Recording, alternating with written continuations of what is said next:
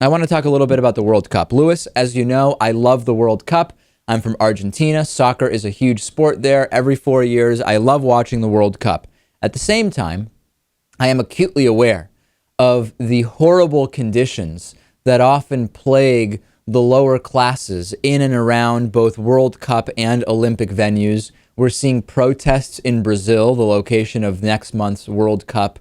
We are seeing protests over the spending of 450 million US dollars on building a new stadium, the pushing out and kind of concentrating of poor people into very specific areas with reduced mobility. It's the exact same thing we always see.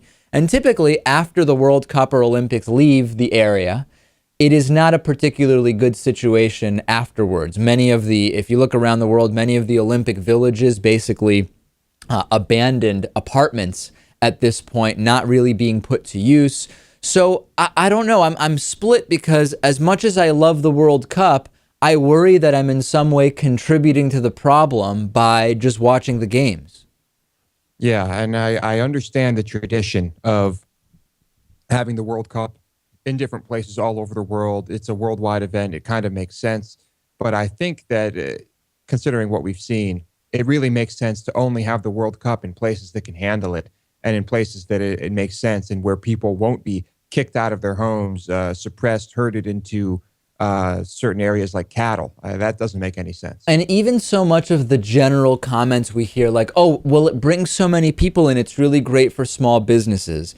It's good for some small businesses, but as we've seen many times, all of the vendors selling Olympic or World Cup related gear right around the venues, those have been brought in as well. They may be employing some local people to run the stands on a short-term basis, but the lion's share of that money is going to the big corporation that sets up these worldwide gear, apparel sales locations. And I don't know, is it any way is it hypocritical for me to enjoy watching the games when I know that all of this stuff is going on? Can we divorce the two things from each other? I don't know. Should I be boycotting the World Cup?